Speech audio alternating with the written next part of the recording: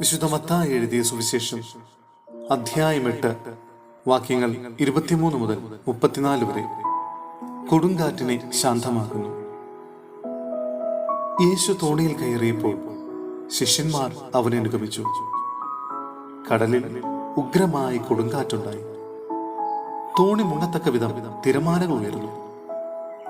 അവൻ ഉറങ്ങുകയായിരുന്നു. ശിഷ്യന്മാർ അടുത്തു ചെന്ന് അവനെ ഉണർത്തി അപേക്ഷിച്ചു, കർത്താവെ, രക്ഷിക്കണമേ, ഞങ്ങളിതാ നശിക്കുന്നു.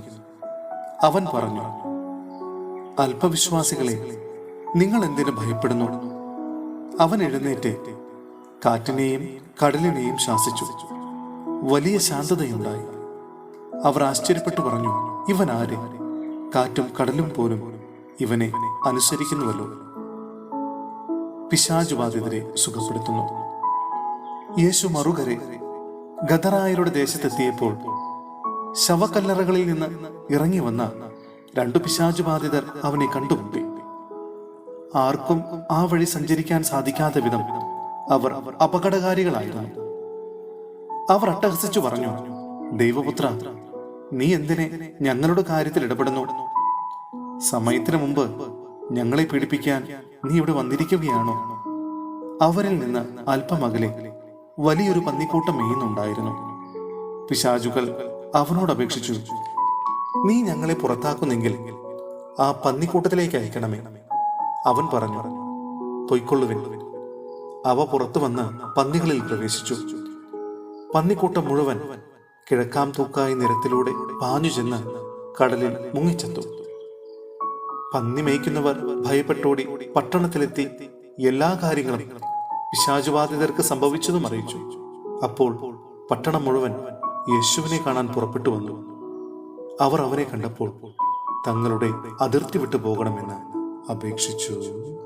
സഹോദരരെ, വിശുദ്ധ പൗലോസ്ലീഹ ഗലാത്യയിലെ സഭയ്ക്ക് എഴുതിയ ലേഖനം അധ്യായം 6 വാക്യങ്ങൾ 1 മുതൽ 10 വരെ. പരസ്പരം സഹായിക്കുക. സഹോദരരെ, ഒരുവൻ എന്തെങ്കിലും തെറ്റിലകപ്പെട്ടാൽ ആത്മീയരായ നിങ്ങൾ സൗമ്യതയോടെ അവനെ വീണ്ടെടുക്കുന്നു. നിങ്ങളും പ്രലോഭിതരാകാതിരിക്കാൻ ശ്രദ്ധിച്ചുകൊള്ളുന്നു. പരസ്പരം ഭാരങ്ങൾ വഹിച്ചുകൊണ്ട് ക്രിസ്തുവിന്റെ നിയമം പൂർത്തിയാക്കുക. ഒരുവൻ താൻ ഒന്നുമല്ലാതിരിക്കെ എന്തോ ആണെന്ന് ഭാവിക്കുന്നെങ്കിൽ അവൻ തന്നെ തന്നെ വഞ്ചിക്കുന്നു. എന്നാൽ ഓരോ വ്യക്തിയും സ്വന്തം ചെയ്തികൾ വിലയിരുത്തട്ടെ. അപ്പോൾ അഭിമാനിക്കാനുള്ള വക അവനിൽ തന്നെയായിരിക്കും, മറ്റുള്ളവരിലായിരിക്കുകയില്ല. എന്തെന്നാൽ ഓരോരുത്തരും സ്വന്തം ഭാരം വഹിച്ചേ മതിയാവൂ. വചനം പഠിക്കുന്നവൻ തനിക്കുള്ള എല്ലാ നല്ല വസ്തുക്കളുടെയും പങ്ക് തന്റെ അധ്യാപകന് നൽകണം. നിങ്ങൾക്ക് വ്യാമോഹം വേണ്ട. ദൈവത്തെ കബളിപ്പിക്കാനാവില്ല. മനുഷ്യൻ വിതയ്ക്കുന്നത് തന്നെ കൊയ്യും. എന്തെന്നാൽ സ്വന്തം ജഡത്തിനായി വിതയ്ക്കുന്നവൻ ജഡത്തിൽ നിന്ന് നാശം കൊയ്തെടുക്കും. ആത്മാവിനായി വിതയ്ക്കുന്നവനാകട്ടെ ആത്മാവിൽ നിന്ന് നിത്യജീവൻ കൊയ്തെടുക്കും. നന്മ ചെയ്യുന്നതിൽ നമുക്ക് മടുപ്പ് തോന്നാതിരിക്കട്ടെ. എന്തെന്നാൽ നമുക്ക് മടുപ്പ് തോന്നാതിരുന്നാൽ യഥാകാലം വിളവെടുക്കാം. ആകയാൽ നമുക്ക് അവസരം ലഭിച്ചിരിക്കുന്നത് കൊണ്ട് സകല മനുഷ്യർക്കും, പ്രത്യേകിച്ച് വിശ്വാസത്താൽ ഒരേ കുടുംബത്തിൽ അംഗങ്ങളായവർക്ക് നന്മ ചെയ്യാം.